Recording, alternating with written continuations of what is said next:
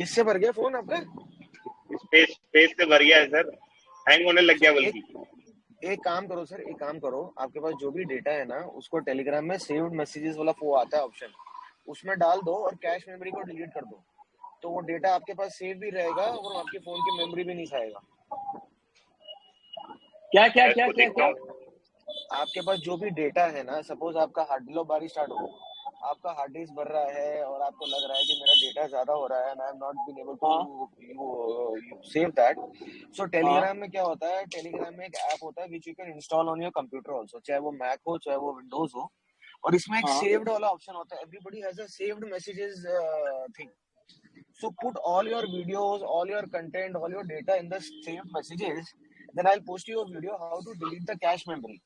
So once you delete the cache memory, आपके सारे videos और आपका सारा कंटेंट आपके पास रहेगा, but it will be on the cloud.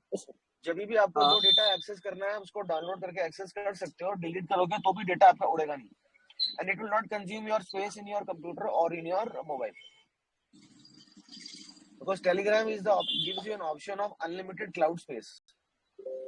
अच्छा, और वो भी फ्री है, और वो सब हर कोई बंदा अपने सेफ मैसेजेस में जाके कर सकता है।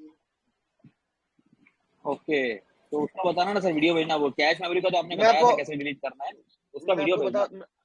I'll share you a video कि कैसे कोई भी वीडियो को हम उसमें सेव मैसेज में डाल सकते हैं, then we can delete the cache memory, so हमारी जो मेमोरी है वो डिलीट हो जाएगी और हमारे पास जो कंटेंट है वो हमारे पास एक्सेस रहेगा। चाहो तो आप उसको लैपटॉप में ले लो, चाहे आईपैड में ले लो, चाहे मोबाइल में ले लो, जहां भी आपको एक्सेस करना है आप कर सकते हो उसको। ओके ओके, मतलब आपको पोर्टेबिलिटी रहेगी, आप जहां डेटा लेके जाना। लावे सर, बारिश स्टार्ट हो गई है कोटा में? बढ़िया हो गया सर, बढ़िया वेदर हो गया। बढ़िया वेदर हो गया। चलो let's get back to the topic. और कल कुछ कैश फ्लो को मिसमैनेजमेंट का कुछ एक तरीका देखा था। So when companies which do serial acquires, एक कंपनी थी 3i इन्फोटेक जो अभी शायद खत्म हो चुकी है, अगर उसका हम हिस्ट्री जाके देखें तो this company was a serial acquirer. And why do companies acquire other companies to manage or fudge their cash flow from operating activities, which is basically to show that our business is a better cash flow generation machine. अभी क्या है कि whatever the annual reports or whatever the accounts or whatever the company we are starting, main aspects are the numbers, which is your balance sheet, which is your profit and loss, and which is your cash flow. Now below these numbers you will get notes to accounts. आप सबको पता है balance sheet में, profit and loss में हर detail के आगे एक number लिखा होता है। अगर हमारे को उस इंफॉर्मेशन का कंसाइज डिटेल चाहिए, then we have to go to that note. But usually what happens, what most investors or traders or whatever I call it miss out is the accounting policies. Accounting policies भी आपको इन notes के पहले और in financial numbers के बाद हर balance report में दिया होगा। Now there is one very significant and easy method to inflate your profits, very easy method to inflate your profits. Anybody can sense what I am trying to say? Very easy method to inflate your profits, ऐसा क्या तरीका है? How can the company inflate the profits doing nothing, doing no changes in the business? Sir एक तो ये था ना कि सेल्स ज्यादा दिखा दी तो फैट भी ज्यादा दिखेगा इनडायरेक्ट वे में। राइट, वो हम डिस्कस कर चुके हैं। ऐसा जो अभी तक हमने डिस्कस नहीं किया है, मैं ऐसा क्या कर सकता हूँ मेरे नंबर्स के अंदर कुछ झोल झपाटा करके जिससे मेरे प्रॉफिट्स अच्छे हो जाए, but my cash flow will not get affected by doing this trick. Rather, my cash flow will go down. So what is the method?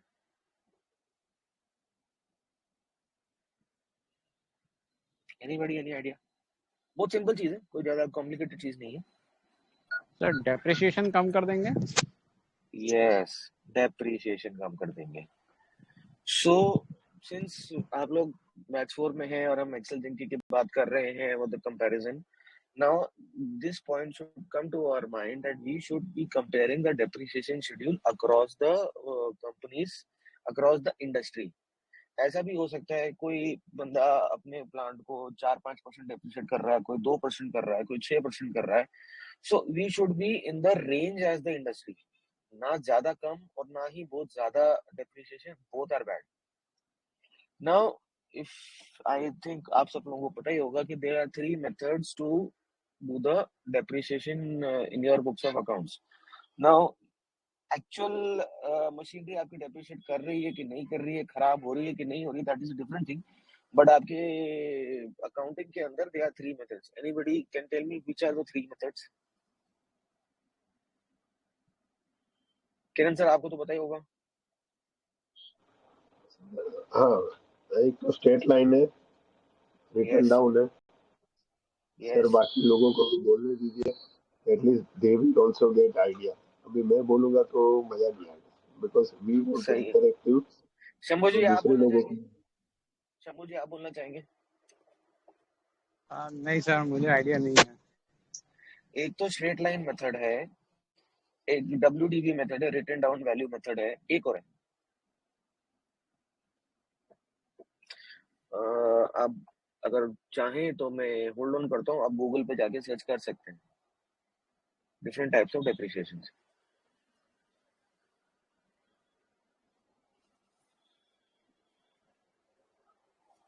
Depreciation का ये मेथड और ये पॉलिसी सीखना, दिस इज बेसिक अकाउंटिंग.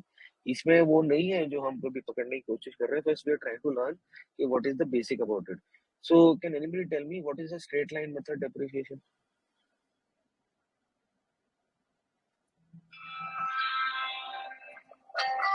आप Google पे search कर सकते हैं. This no nothing great in this. Sir मैं ड्राइव कर रहा हूँ, ऑफिस छोड़ के फोन करता हूँ आपको. समझिए, ठीक है सर. ओके. मेरी आवाज आ रही है? हेलो हेलो हेलो जी हेलो सर, हेलो. आ रही है सर. तो आप सर आ गूगल पे रही है. सर्च कर सकते आप गूगल पे सर्च कर सकते हैं. मैं वेट कर रहा हूँ कि डेप्रिसिएशन क्या है क्या नहीं. Very basic thing, nothing, no technical jargon in this. Kiran sir ने भी बताया आपको स्ट्रेट लाइन मेथड होता है, WDV मेथड होता है. तो कोई सर्च करने की कोशिश कर रहा है? हाँ सर, इसमें हाँ correct. Sums of year digit method, annuity method, sinking for method, machine hour method, production unit method, बहुत सारे वो हैं. सब छोड़ दो. मोटा मोटा अच्छा, 3 वो सब. तरीके जो होते हैं वो यूज होते हैं, वो सब छोड़ दो. उतना हाँ, तो कॉम्प्लेक्स में मत जाओ. मोटा मोटा 3 तरीके डबल होते हैं. Double decline balance, sum of years digit, ऐसा एक स्ट्रेट लाइन है, एक unit of straight line is production. One.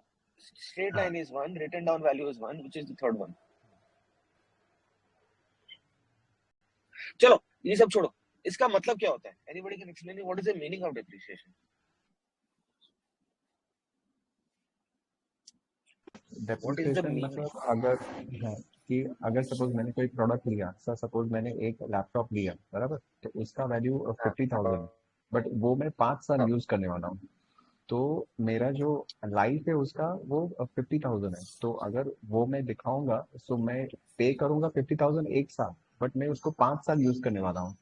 तो मेरे मन में ऐसा है कि भाई मैं इसको 10,000 करके आई विल शो के 10,000 और वो लैपटॉप का जो खर्चा आएगा ना, उसको मेंटेन रखने का, सो वो भी that I have to keep in mind. So that's why people show depreciation के. मैं मेरे पास जो एसेट है So वो डेप्रिशिएट हो रही है, लेकिन उसको वही कंडीशन में रखने के लिए I have to put extra money, so that so money is they show as a depreciation. right sir. Is my depreciation is going to be deducted in my profit and loss? Yes or no? Minus होता है ना मेरे sir. Profit minus होता है. Very good. लेकिन क्या मैं depreciation का किसी को चेक काट के देता हूँ क्या? नहीं या नहीं किसी को नहीं पैसे सर, देता हूँ क्या डेप्रिसिएशन के लिए? No sir. माइनस होता है, right? So that is why it is called a non cash charge, right? अरे चाय तो बना के मैंने पी है. That is why it is called a non cash charge, right? Hello hello hello hello. मेरी आवाज आ रही? हाँ यस सर, आ रही है। Hello, so that is why it is called a non cash charge. Okay, but अभी जैसा सचिन जी ने बताया कि मैंने जो एसेट लिया which was my laptop and the cost to maintain my laptop is 10,000 पर year, but the cash outflow has happened in year 1. मैंने जब लैपटॉप लिया परचेज किया तो उसमें जो मैंने 50,000 का पेमेंट किया वो मैंने ईयर 1 में पेमेंट कर दिया. Okay, and in the subsequent years it is called a non cash charge because मेरा कैश आउटफ्लो ईयर 1 में हो चुका है.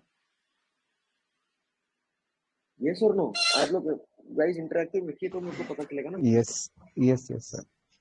इसीलिए तो नहीं कहीं डेप्रिसिएशन आपके कैश फ्लो फ्रॉम ऑपरेशंस में आने वाले सालों में ऐड होता है क्योंकि कैश आउटफ्लो आप पहले साल में कर चुके हो. लेकिन जब हम एसेट्स खरीदते हैं तो वो कैश आउटफ्लो कहाँ जाता है? नीरज सर बताएंगे. कल नीरज सर ने इस बारे में डिस्कशन किया है. जब हम कोई नया क्या कह एसेट रहे हो सर? खरीदते हैं तो वो कहाँ जब हम कोई नया एसेट खरीदते हैं हाँ, तो वो कहाँ जाता है कैश फ्लो में, कैश फ्लो में, हाँ हाँ, फाइनेंशियल एक्टिविटीज में. नया एसेट खरीदते हैं फाइनेंशियल एक्टिविटीज में जाता है. नहीं नीरज सर सही बोल रहे हैं क्या? नहीं नहीं, इन्वेस्टिंग इन्वेस्टिंग सॉरी में सॉरी जाता. Sorry sorry, cash from investing activity, sorry. CFI तो में मेरा आएगा सर. कैश CFI में आएगा, राइट. तो जब मैं एसेट खरीद रहा हूँ, जब मैं लैपटॉप खरीद रहा हूँ फॉर 50,000 रुपीज, तो my money is going out from CFI and the depreciation amount because the cash outflow which has happened and the depreciation which is deductible in my P&L is getting added to my CFO. Till here it was very basic, very simple thing. No technical jargon over here, right? Yes sir. So now what is the base management over here? Once you go and read reports, and पहले मैंने आपको बोला कि you only read the director's report and the MDA section. Now you're understanding that I need to read the accounting policies also of the previous years. Because the companies which want to fetch their accounts, they will be frequently changing their depreciation accounting policy. मतलब 2 साल तो आपने straight line पे कर दिया, फिर आपने WDV value पे कर दिया, फिर आपने कोई दूसरा तरीका यूज कर लिया. They will be changing their depreciation policy. I hope everybody is familiar with the FIFO and LIFO method. आपने कभी सुना होगा, कभी पढ़ा होगा, कभी देखा होगा. Yes sir, first in first out, last in last out. Right, first in first out, last in last out. So can anybody get me a sense of by using which method the amount of depreciation would be more, by using the straight line method or the written down value method?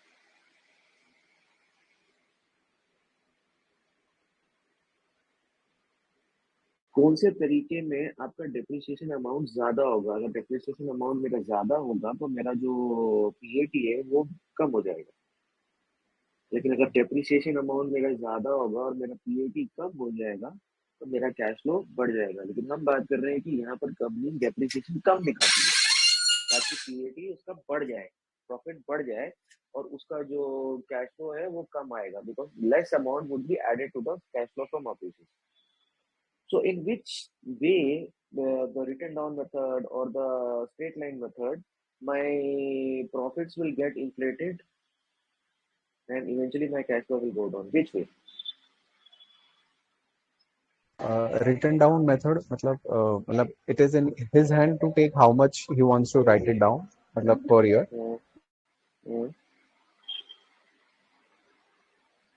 So Sachin ji is saying in written down method my depreciation will be less. Right, Sachin ji? Yeah, so I'm just thinking aloud because straight line method में कुछ formula रहेगा कि भाई ये every year you're cutting so and so %. Suppose your depreciation is, your asset value life is 10 years and your depreciation, you are depreciating 10% a year. Straight line का मतलब हो गया कि मैं अपने gross block में से 10% निकाल दूंगा and I will give you the net block. So gross block minus accumulated depreciation is your net block. So he will maintain the gross block values, the accumulated depreciation values, and will give the net block values.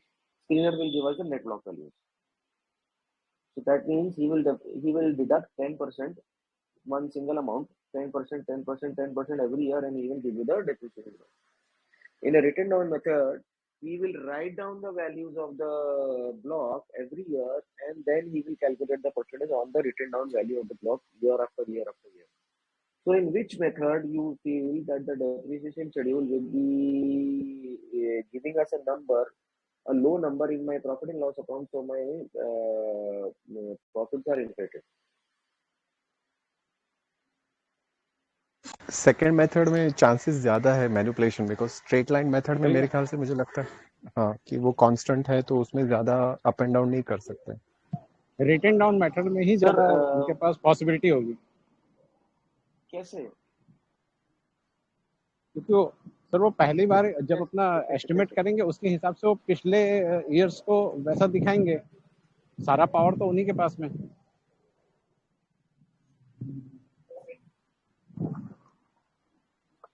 So that means आप ये कहना चाह रहे हैं कि return down value method में उनके initial सालों में डेप्रिसिएशन ज्यादा होगा, जैसे जैसे साल आगे बढ़ते जाएंगे डेप्रिसिएशन कम होता चला जाएगा।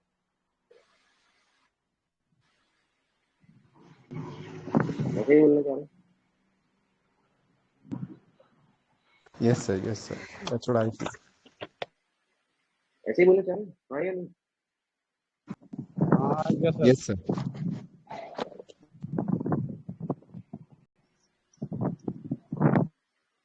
नीरज जी स्क्रीन देखना छोड़ो और ध्यान दे लो यहाँ पर। तो अब अगर मैं सुन रहा हूँ सर। कोई कंपनी है जिसके अंदर स्ट्रेट लाइन मेथड से मैं डेप्रिसिएशन करता हूँ, and suddenly one year I change my accounting policy and I adjust the value, I एक मिनट यार,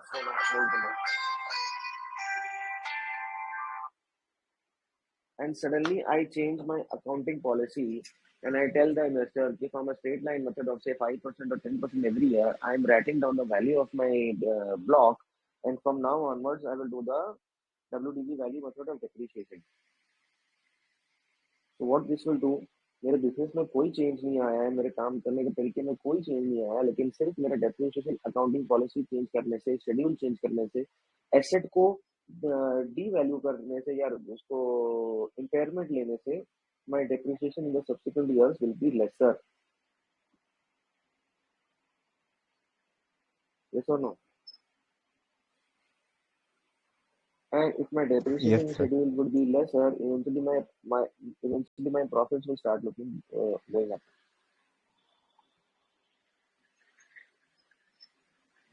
आने वाले सालों में।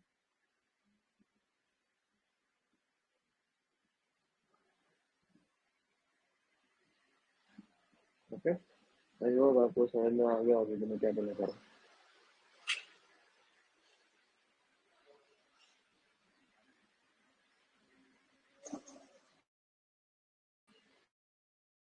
Yes or no? Yes, sir.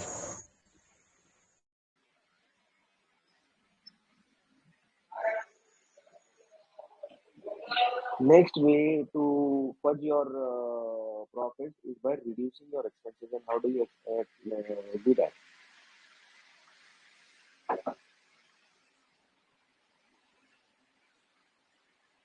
How do you do that? By reducing your expenses.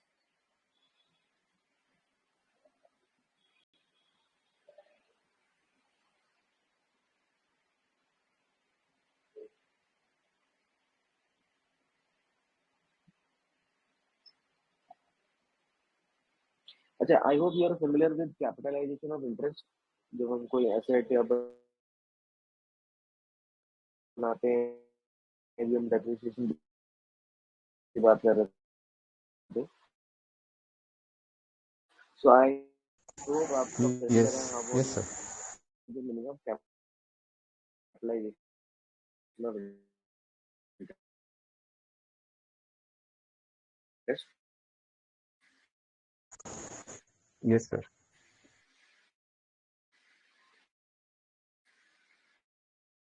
Can anybody tell me what is capitalization of interest?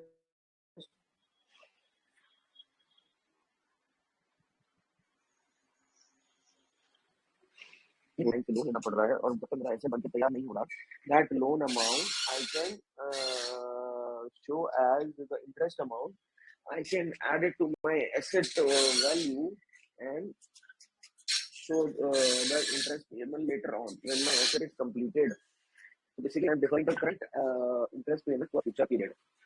तो क्या इससे मेरे कैश फ्लो में फर्क पड़ता है? मानो मैंने 100 करोड़ का एसेट लिया, राइट? इस 100 करोड़ का एसेट लेने के लिए 75 करोड़ मेरे पास है, 25 करोड़ मैंने बैंक से लोन लिया, तो bank will start charging me interest. मेरे बोरिंग्स के अंदर 25 करोड़ बढ़ जाएगा और मेरे पीएनएल में इंटरेस्ट डिडक्ट होगा, लेकिन मैं इंटरेस्ट जो बैंक को पे करूंगा वो पीएनएल में नहीं दिखाऊंगा। क्या ये पॉसिबल है? हाइपोथेटिकल एग्जांपल, 100 करोड़ का एसेट है, 25 करोड़ बैंक से कर्जा लिया है, बोरिंग बढ़ गया बैलेंस शीट में, पर पीएनएल में उसका इंटरेस्ट कॉस्ट नहीं आ रहा। क्या ये पॉसिबल है? कोई बताएगा? सर इंटरेस्ट तो आएगा ना सर पीएनएल में, इंटरेस्ट नहीं पे आ रहा करेगा ना, तो। नहीं आ रहा ना, वही तो बोल रहा हूँ, नहीं आ रहा। अगर लोन मान लिया लो है और उसका इंटरेस्ट बता रहा है, आप बोल रहे हो, मान लो 25 करोड़ का लोन है, एक मिनट के लिए मान लो 10% उसका इंटरेस्ट है, for the sake of simple calculation साल का, तो 25 करोड़ का 10% कितना हुआ? 2.5 करोड़ रुपए। 2.5 करोड़ रुपए आपके पीएनएल में डिडक्ट होना चाहिए ना एज इंटरेस्ट कॉस्ट। हाँ जो पीएनएल में इंटरेस्ट तो डिडक्ट होता है, लेकिन वो 2.5 करोड़ जो वो बैंक को पे कर रहा है अपने पीएनएल में डिडक्ट नहीं कर रहा है। क्या ऐसा करना पॉसिबल है?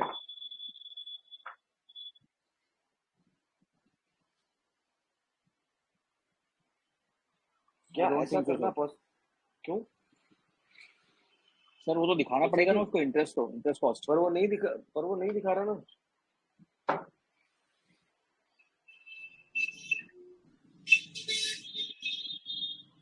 सचिन जी, क्या ऐसा पॉसिबल है?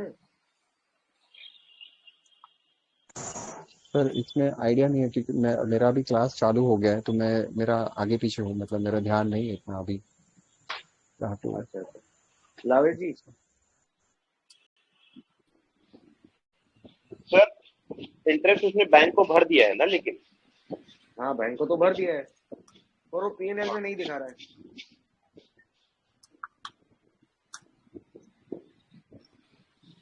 तो क्या ऐसा पॉसिबल है? जी क्या ऐसा पॉसिबल है?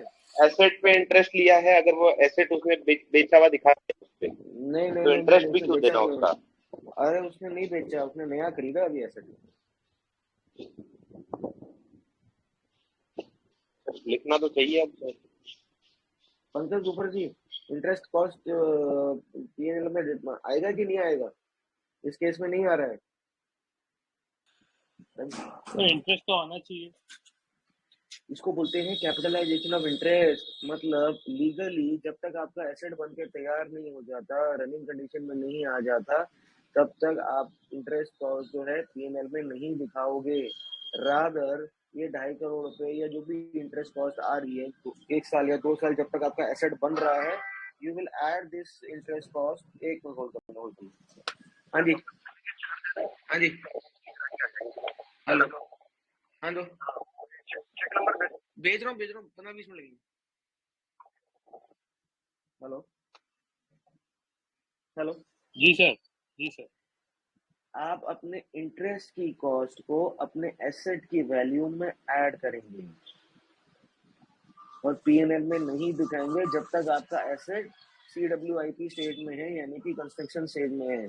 जैसे ही वो बन के आपका फिक्स एसेट में आ जाएगा, उसके बाद आप इंटरेस्ट कॉस्ट पीएनएल में दिखाना शुरू करेंगे। इसको बोलते हैं capitalization of interest. That means you are shifting, you are showing your current expenses in future period. तो सर फिर उसकी वैल्यू एसेट से भी डिडक्ट हो जाएगी ना जब बाद? क्यों डिडक्ट हो जाएगी? क्यों? एसेट की वैल्यू बढ़ेगी ना। हमने इंटरेस्ट नहीं दिखा के, हमने खर्चा नहीं दिखा के उसको एसेट बना दिया। हाँ, बट जब वापस से हम उसको पे करेंगे और नहीं, आपका कैश फ्लो में से आपको इंटरेस्ट आउटफ्लो होगा। पे तो कर दिया आपने, पर बुक्स में उसका खर्चा नहीं दिखाया, and it is legal. Sir तो इसमें उसको टैक्स पे करते टाइम नुकसान नहीं होगा सर, कि वो दिखा नहीं रहा है? तो क्यों नुकसान होगा? स्टॉक मार्केट में लिस्टेड सर उसकी जो EMI बनती है सर। अरे सर, स्टॉक मार्केट में लोगों को प्रॉफिट ज्यादा दिखाना है, उसको तो उल्टा फायदा है। उसकी मार्केट की वैल्यू बढ़ेगी ना। अगर मानो मेरे एसेट में 2.5 करोड़ का मेरे ब्याज की कॉस्ट है, 2.5 करोड़ मैंने ब्याज नहीं मैनेज किया पीएनएल में से, तो 2.5 करोड़ से मेरा प्रॉफिट बढ़ गया ना।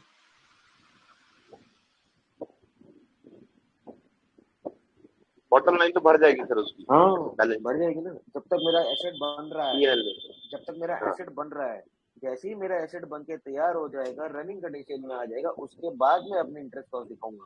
क्योंकि 25 करोड़ का लोन मुझे 10 साल के लिए लिया है, एसेट बन के मेरा 1.5 साल में तैयार हो गया है या 2 साल में तैयार हो गया है। सर तो एसेट बनने में तो 3-4 साल लगते हैं इन केस, तो 3-4 साल तक वो इंटरेस्ट नहीं दिखाएगा। नहीं दिखाएगा। इसको बोलते हैं कैपिटलाइजेशन ऑफ इंटरेस्ट। रादर वो जो इंटरेस्ट का अमाउंट है वो आपकी एसेट वैल्यू में बढ़ा देगा, और फिर बाद में वो उसी बढ़ी हुई एसेट वैल्यू को डेप्रिसिएशन दिखाएगा, और आपको कौन कॉल में चिल्लाएगा non cash charge, cash earnings are more than actual earnings, I have more amount of cash, cash and cash, but rather the cash outflow has happened in the initial years when the bank charged interest. Interest is an expense for me, deductible in profit and loss, but rather deducting it in profit and loss, I am creating it as an asset in balance sheet and then depreciating it in subsequent years. Because मेरा asset 100 crore का था। हाँ sir. Sir अगर वो अभी मान लीजिए 5 years का एक्सटेंशन किया उन्होंने और इंटरेस्ट कॉस्ट वो नहीं दिखाते हैं, और 5 इयर्स के बाद में जब वो इंटरेस्ट कॉस्ट दिखाएंगे तो उनका कैश फ्लो तो उनका हेल्दी रहेगा उस समय में, क्योंकि कैश फ्लो तो उन्होंने पहले इंटरेस्ट जमा कर चुके हैं वो। लेकिन उस समय में जब उनको डेप्रिसिएशन तो अपना बढ़ाना पड़ेगा, डेप्रिसिएशन बढ़ाएंगे तो उनका जो बॉटम लाइन है वो तो डाउन होगा उस समय। बिल्कुल होगा। तो इसका मतलब अब आपको ये समझ में आ गया कि अगर मैं कैपेक्स के पीछे भाग रहा हूँ तो कैपेक्स चालू हो गया, इसको पकड़ने का एक तरीका और है कि मेरे पीएनएल में अचानक से डेप्रिसिएशन की वैल्यू बढ़ जाएगी। हम लोग सोचते हैं ना कि यार कैपेक्स चालू हो गया, आरओसी बढ़ेगी तो हम उसको जाके पकड़ेंगे। एक तरीका ये भी है कि जब मैंने कैपेक्स किया है और मान लो मेरे आज की तारीख में एसेट पुरानी लेवल पे मेरे जो डेप्रिसिएशन चल रहा था वो कम था, जैसे ही मेरा कैपेक्स कंप्लीट हो गया और वो मेरा फिक्स एसेट बन गया, तो एक तो मेरी इंटरेस्ट कॉस्ट बढ़ जाएगी compare to the previous period, previous number, और एक मेरा डेप्रिसिएशन अचानक से बढ़ जाएगा compare to the previous number. That means I should get some sense that my capex, that my factory or new expansion has started.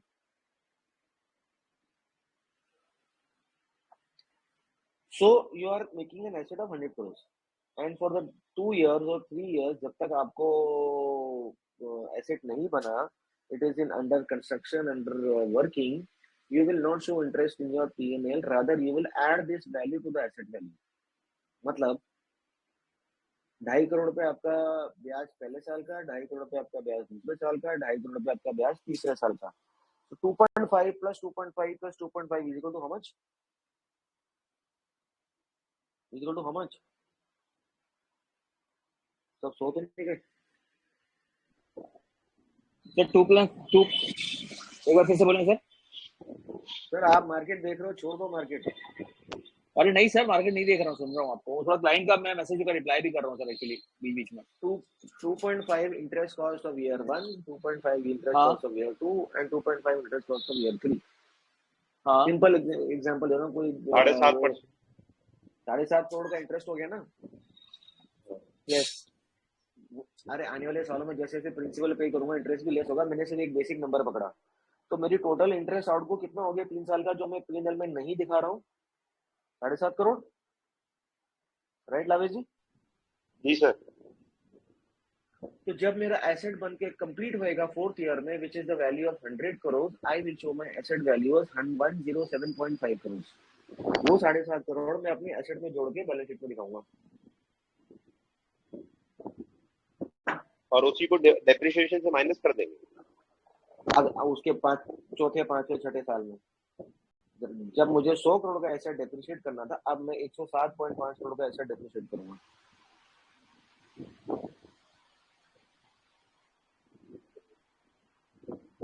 But और sir जो नया एसेट बना है उससे सेल्स भी और आएगी, उससे पैट और बढ़ता जाएगा।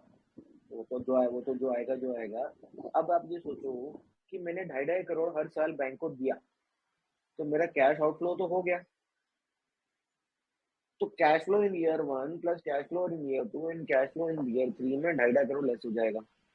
बट मेरे प्रॉफिट एंड लॉस में 2.5 करोड़ लेस नहीं होगा क्योंकि मैंने वहाँ एंट्री दिखाई नहीं है.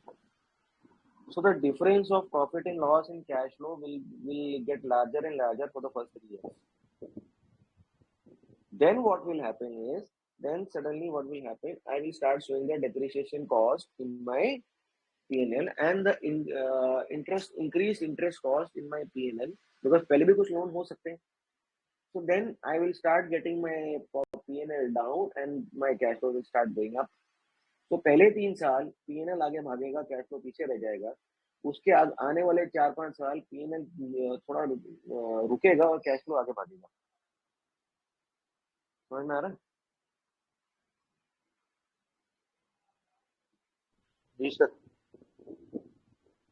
इसको बोलते हैं capitalization of interest. It is very legal. Every company does it.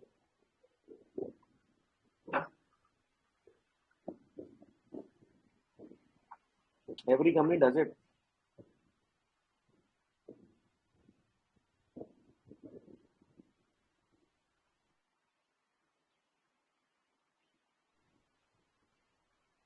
So the question I asked is, what is the way to shift today's expense to a future period to inflate today's numbers? This is one thing. इसके पर एक मेरे पास document है. I will share the document to you. आप इसको पढ़ सकते हैं.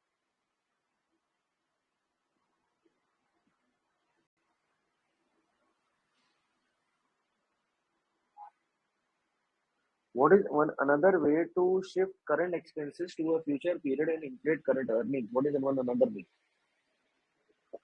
Okay.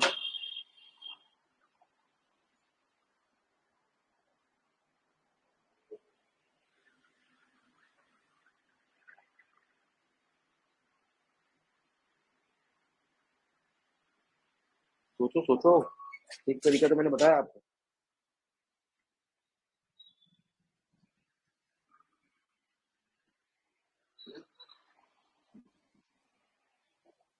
What is another way?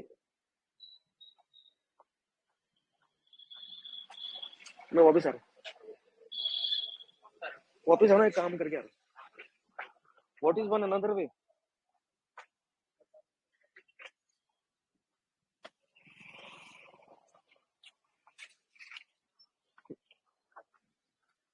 मेरी आवाज आपको आ रही है कि नहीं आ रही है? आ रही है सर, आ रही है.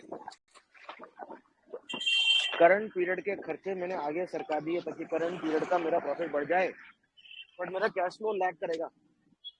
और जब मैं जाके इसको करेक्ट करूंगा आने वाले पीरियड में, तो मेरा P&L लैग करेगा और कैश फ्लो ऊपर उठेगा. ये बात तो समझ में आ गई. Capitalization of interest. और ये सब लीगल है. इसमें कोई चोरी चकारी नहीं है. सर इसमें एक डाउट है सर.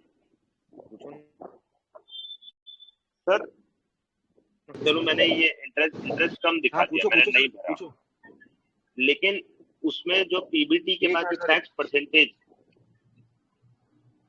सर टैक्स का उसको चिंता नहीं है ना. सर वो जबरदस्ती ज्यादा पैसा देने को तैयार है सरकार को. वो ज्यादा पैसा देने को तैयार है ताकि उसका प्रॉफिट इन्फ्लेट हो और मार्केट कैप ज्यादा बढ़े. उसकी वैल्यूएशन बढ़ती है ना प्रमोटर की. उसको क्या दुख हो रहा है टैक्स देने से? और कितना सा टैक्स दे रहा है? 20%, 25%, 17% टैक्स में तो बहुत सारे लूपहोल्स होते हैं इनके पास. बहुत सारे राइट बैक्स होते हैं इनके पास. पुराने एक्यूमुलेटेड लॉसेस होते हैं इनके पास जिनका ये सेट ऑफ ले लेते हैं. मैट का सेटलमेंट होता है इनके पास. So tax is not what is pinching them. And this is legal. इसमें कोई चोरी नहीं है. मैं बोल रहा हूँ ये लीगल है. गवर्नमेंट को तो फायदा ही हो रहा है ना सर. उनको तो पैसा ज्यादा ही मिल रहा है. अरे आप टैक्स के बारे में ही सोच रहे हो. अच्छा, एक जो इंटरनेट कंपनीज आजकल बड़ी चल रही हैं और software companies and internet companies and cloud computing, इसमें एक वर्ड सुना होगा आपने, customer acquisition cost, CAC. Yes sir. इसके बारे में बात भी करी होगी, सुना भी होगा कि कस्टमर को एक्वायर करने के लिए मुझे खर्चा करना पड़ रहा है. But the problem is this customer acquisition cost, this CAC, is an expense which cannot be capitalized. Capitalization of interest का मतलब ये जो भी वर्ड ये कैपिटलाइज है या कुछ है तो इसका मतलब करंट पीरियड के खर्चे में आगे सरका रहा हूँ। लेकिन इनमें से कुछ कंपनीज ऐसी हैं जो अपनी इन कॉस्ट को भी कैपिटलाइज करती है। मानो मैं जोमेटो हूँ या स्विगी हूँ या कोई भी XYZ प्लेटफॉर्म बिजनेस या सॉफ्टवेयर कंपनी हूँ, मैंने कुछ सेलिंग एंड डिस्ट्रीब्यूशन खर्चा किया, अपने रोड शो किया, कुछ एडवर्टीजमेंट किया कस्टमर एक्वायर करने के लिए। मानो मैंने 100 करोड़ का खर्चा किया और 100 करोड़ का खर्चा करके मैंने कस्टमर एक्वायर की 1000, जस्ट फॉर एग्जाम्पल, और मैंने एक ये एस्टिमेट लगाया कि ये 1000 कस्टमर मेरे साथ अगले 5 साल के लिए चलेंगे। तो अब ये जो मैं बोलने चाह रहा हूँ ये अलाउड नहीं है, ये इलीगल होता है करना। लेकिन आपने जो 100 करोड़ का खर्चा किया वो आपको उसी साल में उसको खर्चा दिखाना है। But what some companies will try and do is they will say that the customer will be with me for the next 5 years, so I will divide this खर्चा of 100 crores into next 5 years. यानी कि मैं 20-20 करोड़ करके हर साल खर्चा दिखाऊंगा।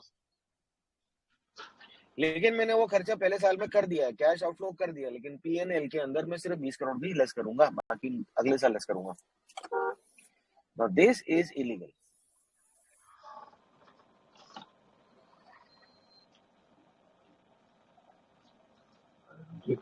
Sir तो ये जो कैशबैक वगैरह वाले ऑफर्स होते हैं तो उनको भी इस तरीके से दिखा सकते हैं। किसमें कौन से ऑफर्स होते हैं? जो कैशबैक से, जैसे कैशबैक वाला जो ऑफर चलाती है कंपनी, जैसे जोमेटो भी चलाती है, ट्विटर भी जैसे हमारी कैशबैक देती है, तो कैशबैक तो अपने पॉकेट से ही दे रही है वो, तो उसको इस तरीके से दिखा सकते हैं कि अगर जैसे 100 करोड़ का कैशबैक नहीं, उसको ये दिखाते हैं ना customer acquisition cost. But now the rule says that you have to account for this, you have to expense these expenses in year 1 because आपका cash outflow हो रहा है and these are your operating expenses. But the companies argue these may be our operating expenses, but the customer will be with us for 5 years, and we are estimating that the customer will buy our products for the next 5 years.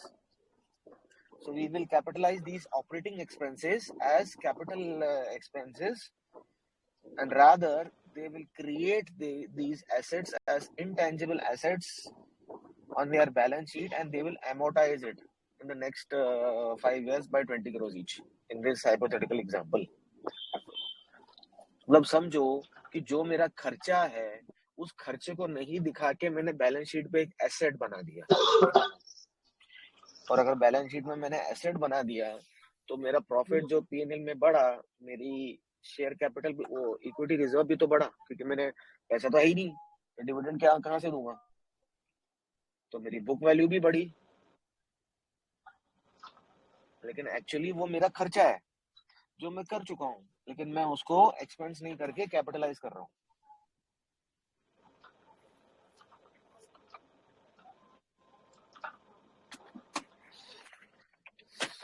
समझे?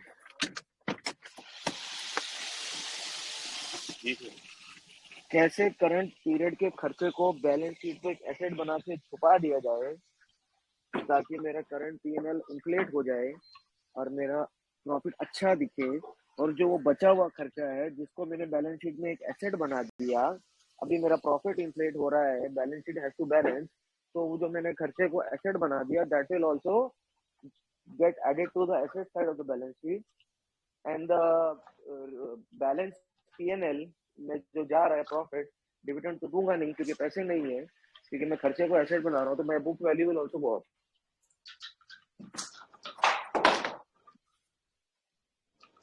So my book value will also go up. So when my book value will go up, my profitability will go up. I will start looking much cheaper on the valuation front. Price to book ले लो या कोई भी ले लो।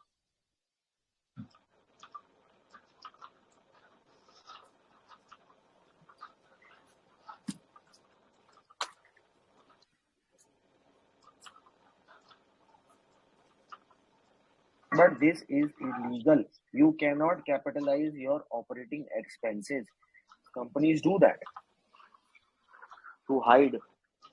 But you can capitalize your capital expenditure. Capital expenditure का मतलब होता है capex, उसको आप कैपिटलाइज कर सकते हो। ऑपरेटिंग एक्सपेंसेस को आप कैपिटलाइज नहीं कर सकते हो। दोनों में फर्क होता है। लेकिन दोनों ही तरीके यूज करके आपके करंट पीरियड के एक्सपेंसेस आगे सरक जाते हैं। तो सर कितने साल तक आगे कर सकते हैं इसको लीगली? जब तक वो करना चाहे। तो उसका कोई लिमिट नहीं है? मतलब अगर मान लो वो 1 करोड़ रुपए एक्सप्रेस दिखाना है तो वो क्या 10-10 लाख रुपए भी करके दिखा सकता है कई सालों तक? वो बोलेगा मैं कैपेक्स कर रहा हूँ, मेरा कैपेक्स कंप्लीट नहीं हुआ, कैपेक्स चालू है, कैपेक्स चालू है, कैपेक्स चालू है। वो बोलेगा कैपेक्स कंप्लीट ही नहीं हुआ, चलता है, चल रहा है, चल रहा है, चल रहा है। आप क्या बिगाड़ लोगे उसका?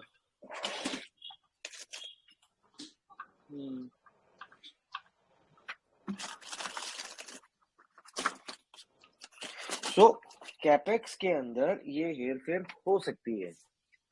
ऑपरेटिंग एक्सपेंसेस के अंदर अगर ये हेर फेर की जाए तो वो गड़बड़ है। करंट पीरियड के खर्चे को बचा के आगे शिफ्ट कर देना। दोनों ही केसेस में आपके कैश फ्लो स्टेटमेंट में और P&L स्टेटमेंट में वो दोनों डाइवर्ज आउट करने लगेंगे, मतलब दोनों अलग अलग डायरेक्शन में जाने लगेंगे। लेकिन वो कभी कभार इतना छोटा होता है कि हमारे को नेकेड आई से समझ में नहीं आता है, इसलिए हम उसको ध्यान नहीं देते।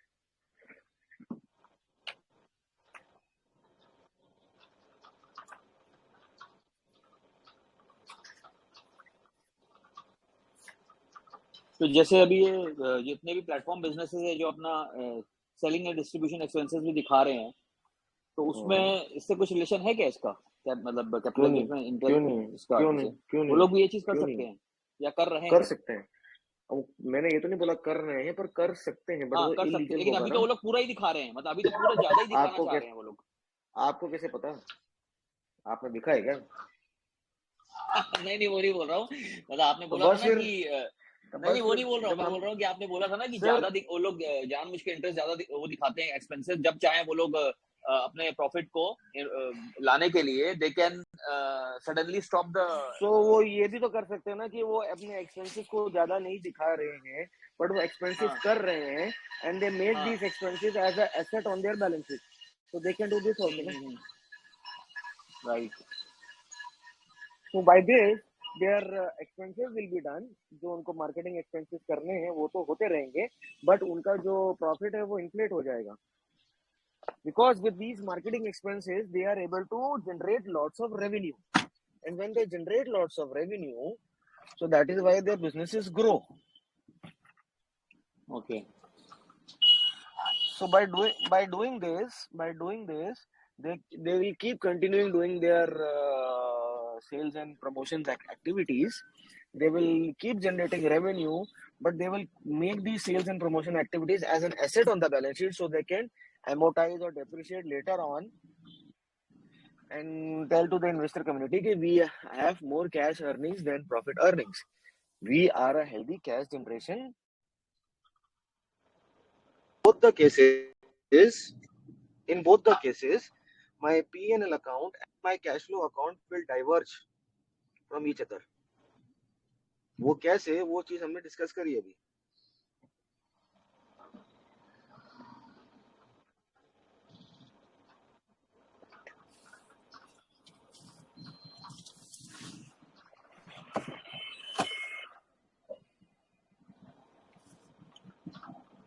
I hope I'm audible. Very much so. तो दोनों ही केसेस में हमने ये समझा कि P&L अकाउंट और मेरा कैश फ्लो अकाउंट दोनों अलग अलग डायरेक्शन में जाने लगेंगे। कब कौन सा फास्ट भागेगा, कौन सा पीछे रह जाएगा, फिर कौन सा दोनों उल्टा हो जाएगा। So the learning for this is we have to look at the account changes, drastic changes in the accounting policies which are given under my financial statements in all balance on all annual reports. और ऐसा नहीं कि मैंने एक साल की annual report उठा ली और उसमें मैंने पढ़ लिया, समझ लिया तो मुझे समझ में आ जाएगा, ऐसा नहीं होगा। आपको अगर उस कंपनी में लग रहा है तो you will have to look at several years of reports and study the accounting policies to understand कि कहीं कोई ड्रास्टिक चेंज तो नहीं आ गया, कहीं स्ट्रेट लाइन मेथड डेप्रिसिएशन करता करता कहीं WDV में तो नहीं आ गया, कहीं रेवेन्यू रिकॉग्नाइजेशन पॉलिसी तो नहीं चेंज कर दी, कहीं कलेक्शन पॉलिसी तो नहीं चेंज कर दी, और ये चेंज करने से नंबर्स पे क्या इफेक्ट पड़ रहा है।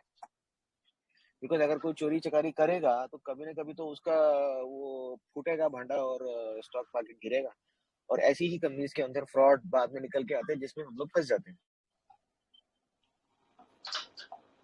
फॉर एग्जाम्पल एक पॉलिसीज के बारे में हमने पिछले सेशन में भी देखा था, फॉर रेवेन्यू रिकॉग्नाइजेशन पॉलिसी, जब हम रेवेन्यू को चीट करने के लिए या बढ़ाने के लिए कोशिश कर रहे थे, अगर आपकी पॉलिसी में वो ये बोलता है कि we record revenue when we dispatch the goods, इसका मतलब वो ये नहीं देख रहा कि कस्टमर ने उसको एक्सेप्ट किया कि नहीं किया, इज द क्वालिटी ओके और no, is not giving anything about sales return.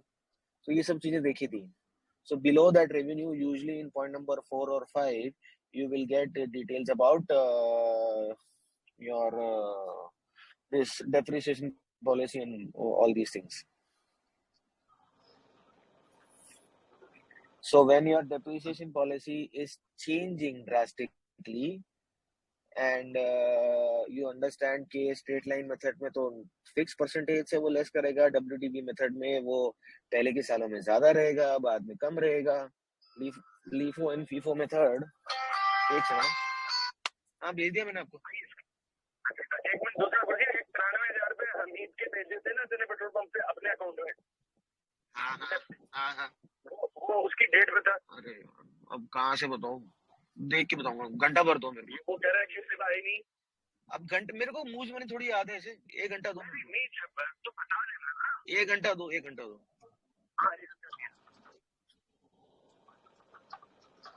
Hello,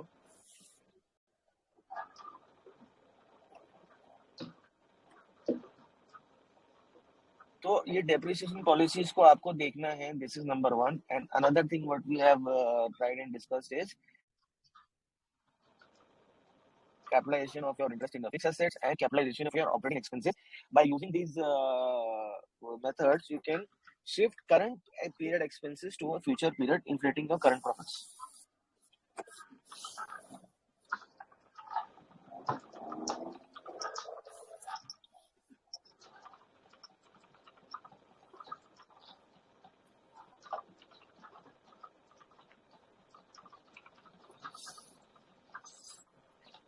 कोई कुछ टाइप कर रहा है सर?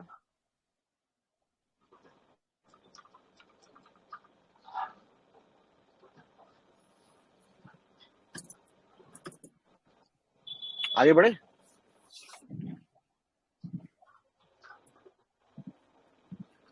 जी सर। आगे। Yes, sir.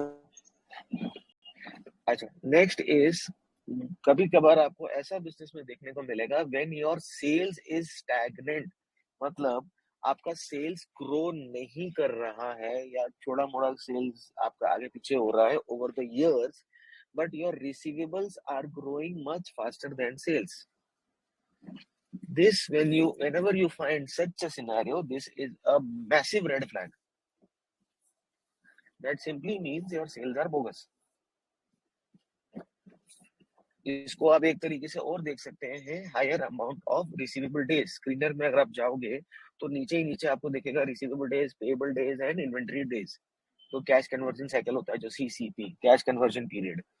So if your receivable days are increasing and your sales are stagnant, that means ये company का band बजने वाली है।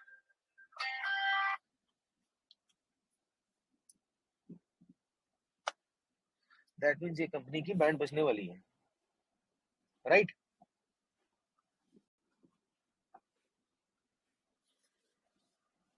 हेलो, तो ऐसी कंपनी से आप दूर रहो। आपको उसका चार्ट या ब्रेकआउट या कुछ भी अच्छा लग रहा हो, ऐसी कंपनी से दूर रहो, ये तो हालत खराब हो जाएगी। सर आपको आधे घंटे में मिलता हूँ।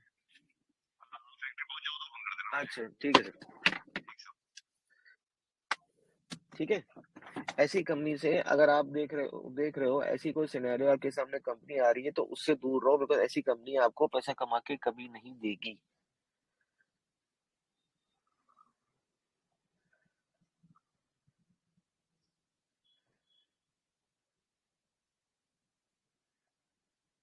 Got it, sir.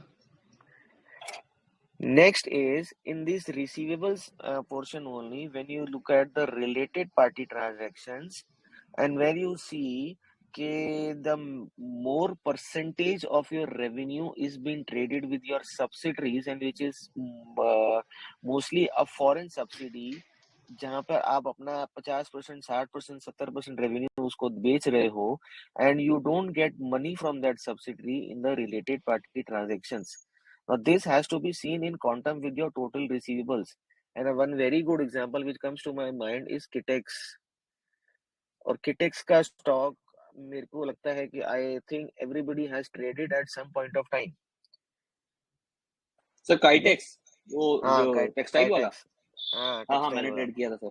Yes yes. Kitex की एक यूएस सब्सिडरी है, वो जितना भी अपना माल बेचता है उसका 50-60% अपनी यूएस सब्सिडरी को सेल करता है, बट वो यूएस सब्सिडी उसको कभी भी टाइम पे पैसा नहीं देती है वापस.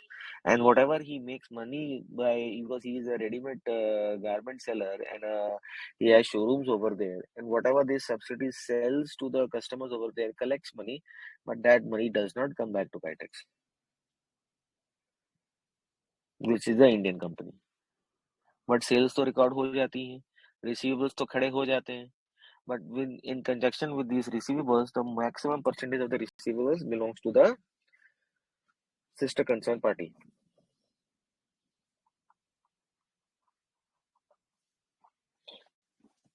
Well, one more very good thing in Kitex was the big manufacturer of children's apparels, बच्चों के कपड़े. Kitex promoter has one another private limited company in his personal capacity where he is doing the same kind of business, right? If I compare both these companies doing the similar kind of business, my employee expenses in my private firm is something very different versus my employee expenses in my public firm. Suppose in the industry, if my employee expenses are 5% or 6% of revenue, which is a normal range, this guy was showing only 2% of expenses in the public firm to inflate the profits. When I do compare Kitex with his own company in the private domain. And he was selling these apparels to his US subsidiary. So the sales were bogus because आप एक company से अपनी एक जेब में से निकाल के पैसे दूसरी जेब में डाल रहे हो, and the US subsidiary was selling it to the consumer over there and not paying back money to Kitex. And how do we know this? In the Excel sheet which we have, everybody I think has the Excel sheet, we go and deduct the standalone numbers from the consolidated numbers, and then we get a sense that the money is not coming back.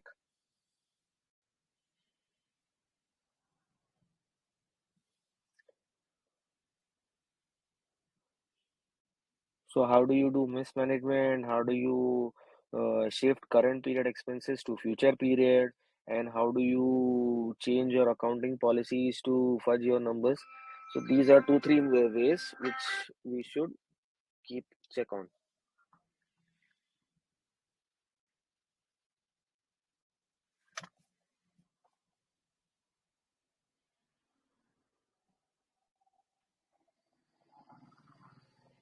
ठीक है? Yes sir. चलो ये इसमें इतना ही है. Let me save the recording. Give me 1 second.